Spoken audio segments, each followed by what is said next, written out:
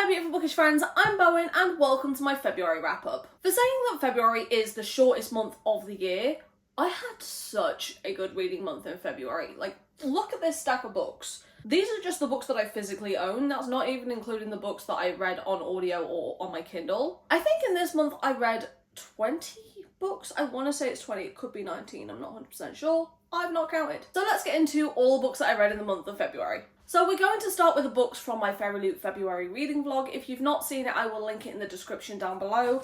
And we're going to start with Caraval and Legendary. Both of these are by Stephanie Garber. I gave Caraval a 3.5 and I gave Legendary a 3.25.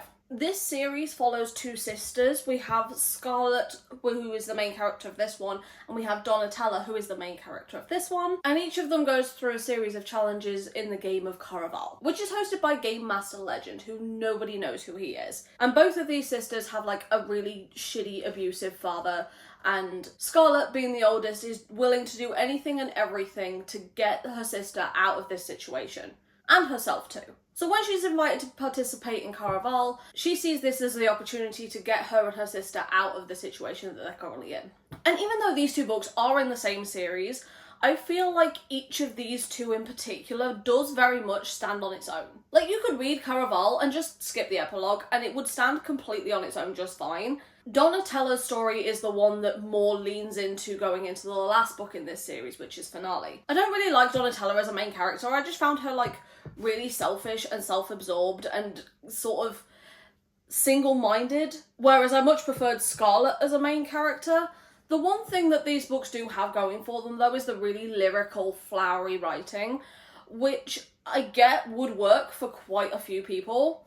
I didn't really vibe with it, I'm not gonna lie. It just really didn't do anything for me, so I'm never gonna think about these books again, but I read them. Both of these ones have the trope of magic, games, and fake dating. But with Caraval, I also gave it the tropes of forced proximity, family saga, because this one feels more family saga than this one does, even though in this one her whole thing is that she's trying to find her mother. This one is very much heavy on the relationship between the two sisters, so this one feels a lot more family saga. And I would also say that Caraval is the chosen one trope as well. Then we have the book that I DNF'd this month, which is Into the Crooked Place by Alexandra Christo. I DNF'd this at about 170 pages. I just didn't care enough about it to go back to it. I feel like it was just a cheap imitation of Six of Crows. I didn't really care enough about the characters. I did like the fact that there was queer rep in this. That was about it though. I was not invested enough to pick it up once I put it back down again, and I just didn't care. So I ended up DNFing this at 170 pages in, which is before the 50% mark because it's 470 pages total. So this one has no rating. Next we have A Reckless Match by Kate Bateman. I gave this one a 4-star and a 2 spice rating. This story follows two rival families which will always just feel a little bit Romeo and Juliet to me. And both of these families live on very neighbouring lands, but there's a strip of land in the middle that is kind of like a no man's land. They keep arguing over who owns this strip of land. So the king comes in and says that this land belongs to no one, and you have to meet up every year and shake hands with the rival family so you aren't like at each other's throats all the time. And the one person that doesn't show up forfeits this strip of land to the other family. So every year, one person from each family goes up, meets on this strip of land, they have to shake hands and then they part ways so that they can still remain neutral and they're not sacrificing this split of land to the other family. And this year it's the daughter from one family and the son from the other family. But after they've both done this duty and they've shaken hands with each other, they both go stomping off.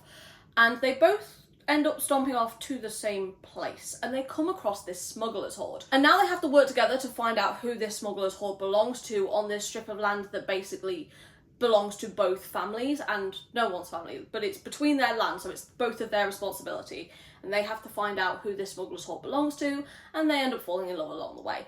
And it was just so like fun and silly, and it was just a good time because I just love the enemies to lovers, rivals to lovers banter, especially when it's like in a historical one where he is a lot more experienced than she is, so his flirty banter is a lot more sexual, and while she gets the gist of what he's saying, she doesn't know what he means, if that makes sense, because she is not as experienced because it's historical. Back in the day, the men, they be hoes. It was a lot more action-packed than I was expecting, but I still had such a good time with this. I feel like it's been a while since I read a historical romance, and this reminded me exactly why I still love them. The tropes for this one are obviously the rivals to lovers and forced proximity. Then we have Forbidden Puck Boy by Eden Finley and Saxon James. I gave this one a 4-star and a 2 spice rating. While I still did really enjoy this book, this is the weakest one of the series so far for me. Like, all of the rest of the books in this series that I've read have had me kicking my feet and just having a good old giggly time. This one just didn't hit like that for me. This one follows Nox and Easton is one of the Kiki brothers, and Nox and his brother Connor are best friends. So it's very much brother's best friend's brother. It's normally only one of those, but because it's an MM romance, it's both. And Connor has always been really protective of his younger siblings, especially Easton, but this is kind of making Easton feel really restricted, and he doesn't feel like he's able to just spread his wings and experiment and make mistakes like people are supposed to do in their 20s. But Connor also just doesn't want his brother to be hurt and doesn't want him like slighted all over the internet because they're both in the NHL, they're both famous hockey players. Connor basically says to his best friend Nox, we need to go and we need to keep an eye on him to make sure that no one messes with my younger brother. But Nox and Easton both have had a crush on each other for a really, really long time, and the other one doesn't know it. So when Nox agrees to keep an eye on Easton, he's also really quite jealous because he doesn't want anyone else to have him either. And I felt like with the friendship between Nox and Connor, it was doing a lot of telling and not showing. I get why Connor is very protective of his younger siblings, but I don't get why the friendship between Nox and Connor is so important that he won't take a chance on the relationship with Easton. I found Easton to be really melodramatic and immature, and I kind of see that that was sort of part of his charm. But these characters just didn't have as much development as the other ones. Now, don't get me wrong, I really do enjoy this series.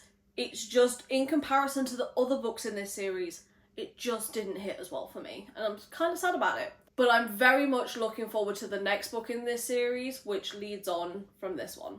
And the tropes for this one are obviously it's a sports romance, it's brother's best friend's brother, and they are sort of neighbours, like they live very close to each other. Next we have The Favour by Suzanne Wright. I gave this one a 3.5 and a 4 spice rating. This one is my special edition copy because I can't be asked to dig out the original cover. This book follows Dane and Vienna is Dane's assistant, and he did a very big favour for her back in the day.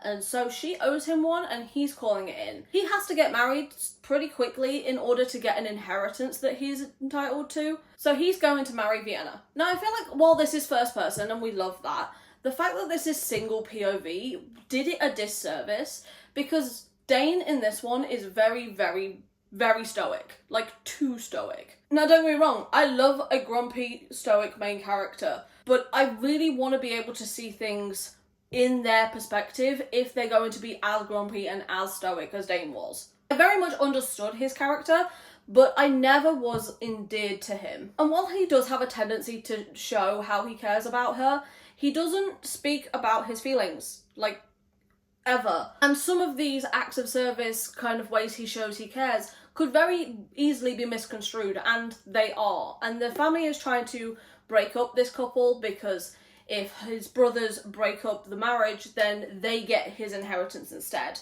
And there are so many people trying to break up this couple that it just got tedious. I do love the fact that Vienna's just a little bit feisty. She's always like standing up for herself and for him, and she doesn't take anyone's shit, and I very much appreciate that.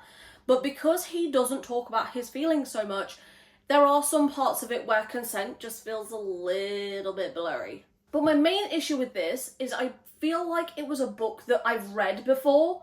Like, I had to genuinely go in and check, see if I've read this. Like, if this is the vibe that you want, Terms and Conditions by Lauren Asher does it better. Like, it wasn't bad, I did enjoy it, but it wasn't anything new or original. The tropes for this one are obviously marriage of convenience, assistant, workplace, and grumpy sunshine. Next we have Beg Me by M. Malone. This one I gave a 3.5 and a 3 spice rating. This book follows Maya and Milo, and I don't like that their names are so similar, just saying, and they are office rivals and they're both competing to be the lead on this contract. So while they're all at this big client dinner meeting thing, Milo lies to the client and says that him and Maya are engaged because the product they're trying to sell is a wedding fashion line, and if this client doesn't pick their company, then they don't have an opportunity to compete in it, and this is what's going to get them to like the next step in their career. And Milo has basically just put Maya on the spot, and she doesn't want to call him out in front of the client because that's just going to make all of them look bad, so she kind of has to just roll with it. So this is a fake fiance sort of deal, but the fake fiance thing is really only mentioned a couple of times. There were some parts of it that made me laugh, but it wasn't like an out loud laugh, it was more of a giggle. And there were some things that were really cringe as well, like a sex scene involving a donut. And yes, it is exactly what you think it is. I was much more invested in Adriana's character, who is the best friend, than I was in the main couple, but it was just what I needed in the moment, a turn your brain off, I don't have to have any thoughts kind of book. So it did what I set out for it to do. The tropes for this one are rivals to lovers, workplace, and fake fiance. Then I have 3 novellas that I read in pretty quick succession. I read all of them in one evening, and they are all from the Her Sweet Seduction series by Adele Knight. We have Her Wild Roommate, which I gave a 3.5 and a 3 spice rating. Her Filthy Enemy, which I gave a 3.25 and a 4 spice rating. And Her Grumpy Boss, which I gave a 3.5 and a 4 spice rating. I don't think this series of novellas is interconnected in any way, but I did read book 1, book 3, and book 5. So I don't know whether the even numbers in this series did connect them. Each of these novellas is around 100 pages, so there's not really a lot I can say without spoiling it. But I'm going to start by talking about the first one of these that I read, which was Her Filthy Enemy. This is a college romance where a group of friends from college are all renting this cabin, and our 2 main characters are the ones that get there first. And they're kind of trying to keep to themselves because they don't really get on, they banter and like bicker a lot of the time, and no one else has turned up yet because I'm fairly certain there's a snowstorm, something about the weather. But then she accidentally walks in on him in the shower. He's not exactly mad about it, and things sort of escalate from there. This is a very smutty novella series. He's always had a thing for her, but they have this like antagonistic type of banter, and she once caught him in bed with her roommate, so it's not really a stretch for her to think that he hates her. This one was just kind of okay. The synopsis makes it seem like it's going to be a lot more kinky than it actually is, but this one was just fine. The tropes for this one are enemies to lovers and forced proximity. So then I picked up Her Grumpy Boss, which follows our main character Paige, who reads a lot of smutty romance books, which I can obviously very much relate to. And she also posts social media content talking about said books. But ever since she got this temp job as an assistant working for her hot boss, all she's been reading is boss employee, boss assistant romances to kind of like live vicariously through the characters, since he has a very strong no fraternization policy. And since she posts her book reviews online, like in video form content like booktube or booktalk or whatever, and her boss finds her book review videos, which gives him all sorts of ideas. I do like that this is dual POV, so we can see how obsessed he is, especially since he's a proper grump. The main bulk of this story is set over essentially one weekend, and then I feel like the ending, even for a novella, was a lot really soon. But I did very much like the fact that this is just Paige living out her assistant, boss, employee, book boyfriend fantasies, which, good for you, girl. The tropes for this one are Grumpy Sunshine, assistant, and workplace romance. Then we have Her Wild Roommate, and she is in the communal living space trying to seduce her boyfriend into actually trying to get her off for a change. And she thinks her roommate is not in. He is.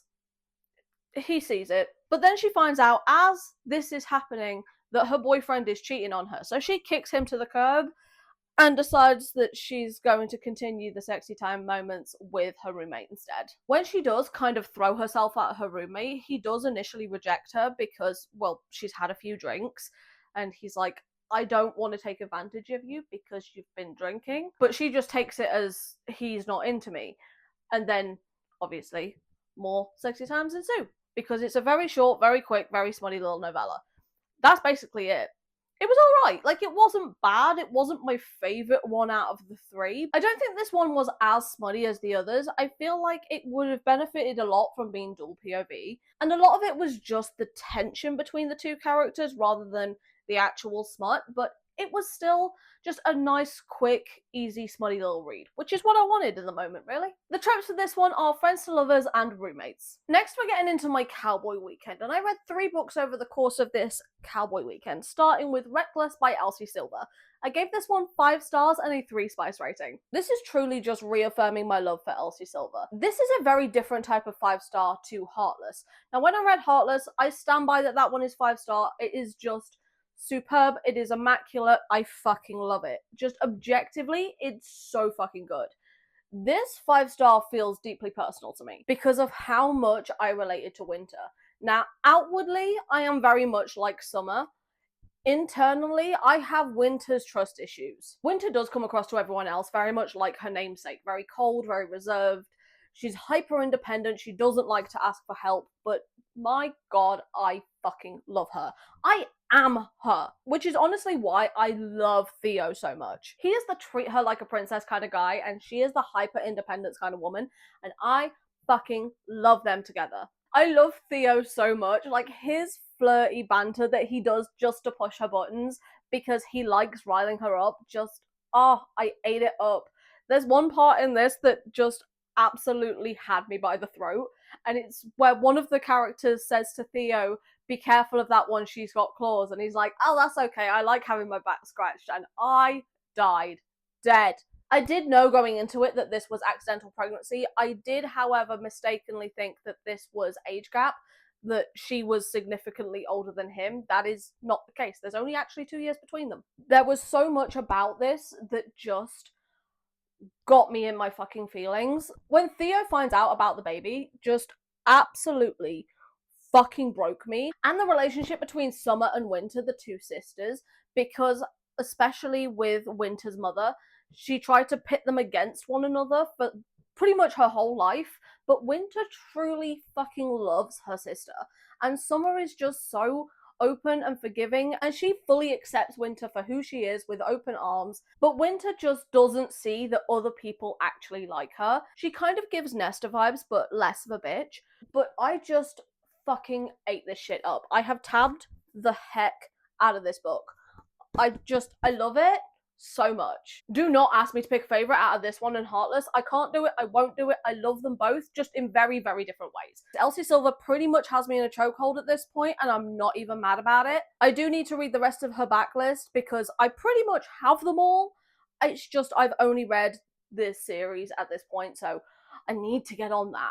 The tropes for this one are Grumpy Sunshine, Cowboy, Pregnancy, and Love at First Sight. Then, continuing on with my cowboy weekend, I also picked up Done and Dusted and Swift and Saddled by Lila Sage. I gave them both 4 stars, but this one is a 3 spice rating and this one is a 2 spice rating. So I'm going to talk about Done and Dusted first. Done and Dusted follows Luke and Clementine, or she goes by Emmy, and Emmy has come back into town to sort of reevaluate her life a little bit, and she runs into Luke, who is her brother's best friend. Emmy and Luke grew up like within proximity of each other, but they never truly got to know each other until she comes back into town. And he really helps her out with everything that she's going through because she's basically having a whole career crisis because of this accident that she had before the book starts. And I honestly don't know which relationship I loved more in this. The one between Luke and Emmy, or the one between Emmy and her best friend Teddy. Because both of them were just such a good support system for her, because Emmy has ADHD, and the one thing I really do appreciate about this is not only the ADHD representation,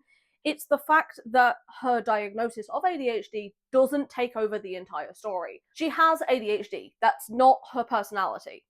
And I appreciate that. I really do love these two together. I thought this was really, really sweet. And then we have Emmy's middle brother Weston in Swift and Saddled. So this book follows Wes and Ava. And Ava is the interior designer that Weston hired to help him on this project that he has. But all of their communication up until this point has been like via email, so they don't actually know what each other looks like. So the day before they're meant to meet, they end up at this bar together. The one bar that is in this town. And Ava decides she's going to do something a little spontaneous and just kiss this really hot cowboy that turns out to be her new boss. And Weston in this was just so incredibly sweet. He is just such the quintessential middle child that just wants to make everyone else around him happy. He's such an acts of service guy. He like runs her a bubble bath and tries to make her favorite meal. I mean, he fucks it up, but like he tries. I do like the way that his depression was talked about in this. He's very open about it, especially considering he's such a happy-go-lucky guy. This was just so stinking cute. I can't wait to get to more books from this series. The tropes for this one are cowboy and small town, and the tropes for this one are also cowboy and small town, no third act breakup, and brother's best friend. Next, we have my rereads. I'm in the process of rereading the Clicaean series, so I read Freeing Luca, Saving Verrico, and Tempting Ozed. Tempting Ozed I gave a 4.75 and a 3 spice rating. Saving Verrico I gave a 3.75 and a 2 spice rating. And Freeing Luca I gave a 4.75 and a 2 spice rating. I'm not going to give full thoughts on these because I have done wrap-ups for this series before. I don't think that Freeing Luca hit as well the second time as it did the first, but I did still love it. Saving Verrico is definitely my least favourite one in the series, but it is still good, it just didn't hit the way the other ones do. And Tempting Ozed, I forgot how much I fucking love this book. I feel like this one and Resisting Maxu, which is book 6 in the series, are ones I forget how much I love until I reread them. But I'm so happy to be continuing on with this series because, 1, these covers are fucking stunning, and 2, I just love this series so much. If you want to see my full thoughts on these books, I will put the links to the wrap-ups that these are in the description down below. The tropes for these are all alien and fated mates. This one has amnesia and kidnapping, this one has a journey, and this one has a pet, fake fiancé, and grumpy sunshine. Then we have Alpha of Bleak Isle by Catherine Moon. I gave this one a 4.25 and a 4 spice rating. This book follows Ronson and Moen, and Ronson is the alpha dragon shifter of this land, and he is set to pick an Omega. And they have this choosing ceremony where they announce which Omega he picks. The obvious choice, the one he was going to pick, he finds out something about them, which means he is not going to be picking them anymore. He's going to pick someone else, and he picks our Wallflower Moen, which truly shocks everyone, even her. I really do like the way that this book was balanced between the plot and the romance and the spice. There was definitely a lot more plot than I was expecting, and Ronson and Moen work really well together. Moen is a complete bookworm. She always has her face in a book. He would rather have his face between her thighs. Each to their own, I guess. And because it's like almost a historical sort of setting, she wears a lot of corsets, and he is just so deeply offended by the corsets because she's a curvy girl. They dig into her, and he hates that like the corsets leave marks on her body because corsets are not made to be comfortable. I just love that he's so offended by the corsets, not because it's like restricting his access to her, because it causes her pain. It was so sweet and so fun, and I honestly cannot wait for more books in this series. The tropes for this one are dragons, shifters, no third act breakup, and plus size. Next we have Dad Bod Wolf Shifter by Bella Blair. I gave this one a 3.5 and a 2 spice rating. This book follows Gavin and Pepper, and Gavin moves into the small town next door to Pepper with his 2 young boys. Pepper also has a daughter, and Gavin and his sons are all wolf shifters, and he's trying to keep that quiet because there's still quite a lot of prejudice towards these magical creatures in this world. One day his twin boys shift and run over to Pepper's house where they start playing with her daughter, and she just thinks that they're German Shepherd puppies, so she keeps an eye on her daughter and just lets them play, which doesn't make sense to me because she works at a vet. Surely she would know the difference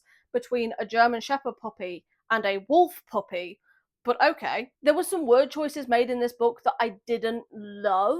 Like, the word nicest was used so much, it got really annoying. Like, find a synonym for, like, the nicest guy, or the word loins being used in a sex scene. Like, that just felt really weird to me. And there's another thing that is just me being petty, and I didn't take this away from the book because I get that it's a wolf shifter, and wolves are basically big dogs, but she has a cat, and the anti-cat propaganda was some bullshit. But I do like the fact that he does save the cat. Even through all of his anti-cat propaganda, like, he does actually save the cat at one point. So, I'm not mad about it, I'm just grumpy. This is another just turn my brain off read. Apparently I was doing a lot of that in February, and it did exactly what I wanted it to. There are a lot of tropes for this one. So, we have shifter, single parent, billionaire, neighbours, plus size, Hidden Identity, and No Third Act Breakup. Then we have Mind and Magic by Jenna Wolfhart. I gave this one a 4-star and a 2 spice rating. This book follows Astrid, who is a dwarf, and Tormund, who is a shadow demon. And they are both competing in this tournament to win the prize of an Everstone, which will help them break a curse. And when the Everstone goes missing, they have to work together to find it. Do you ever read a book and a main character just has a specific accent inside your head? I don't know why, but our dwarf main character of Astrid, in my head, she's Scottish. Like, it's a magical world, but in my head, she has a Scottish accent, which feels really prejudiced for some reason, and I just don't know why. Astrid is consistently underestimating herself, so she doesn't try, but Tormund sees how well she tries, and he puts his faith in her, and shows her how capable she truly is. These books are like the definition of cozy fantasy to me. However, I don't know how cozy a cozy fantasy can be when there are giant spiders. Now, I am not a person that really gives a damn about spiders. I don't have a fear of spiders. However, if it's on me, it's dead. That's a whole different thing. No touchy. But giant spiders are a different ballgame. Like, a tiny little one in the corner of the room won't bother me. Those massive ones that you see in pictures from, like, Australia or something, nope. There is nothing about giant spiders that is cozy. It loses cozy points for that. But overall, I very much enjoyed this. The tropes for this one are game/challenges, dwarf, demon, magic, and dragons. And finally, we have Her Orc Warrior by Zoe Ashwood. I gave this one a 3.75 and a 3 spice rating. This is book 3 in the Black Bear Clan series, and this is the bind-up of the first 3 books, so this is the one I'm going to be holding up. This one follows Vark and Hazel, and Vark is our scarred orc main character that gets his injury in book 1. And Hazel is a human main character that is on the run with her daughter, and she jumps into the back of Vark's wagon when she's trying to escape the city. Vark has really been struggling with depression, especially since he got his injury, and he doesn't really know what to do with himself because he doesn't feel worthy to be a warrior anymore. But Hazel is his fated mate, so he is going to do everything in his power to keep her and her daughter safe until they get back to his clan. But Hazel is also really untrusting, especially considering everything that happened with her old gang, which I wish we'd have got more detail on, because I feel like that wasn't really explored enough. For someone that is so untrusting, there is a lot more smut in this than I thought there would be, especially considering that she has her daughter with her and they're on the road.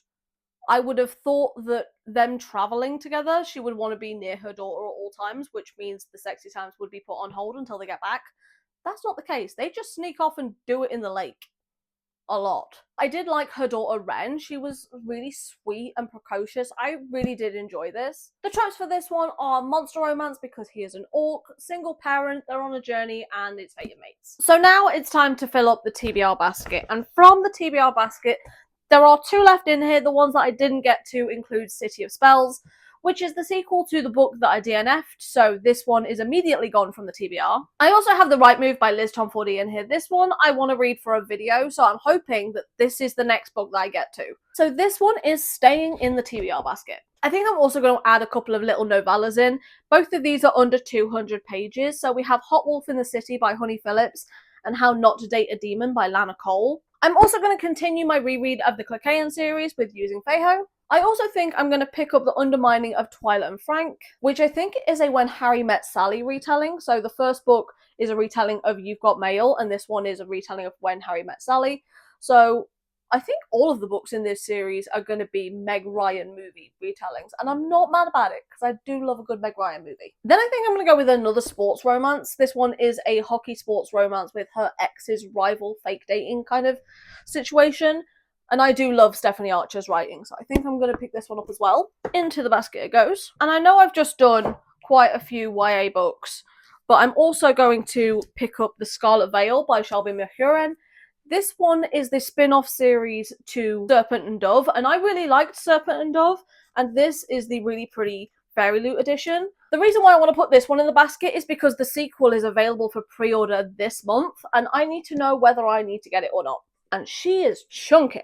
I think I also want something from this shelf, and I can't decide whether I want Not For Me by Rory Miles or Lola and the Millionaires by Catherine Moon. I'm leaning towards these ones mostly because I have so many books in this series, and some of them are really pretty long. Technically, this is part 1 and part 2, so they are 2 separate books, but it is one story. So I'm going to put Lola and the Millionaires in, but if I don't get to these, it's because I read this one instead.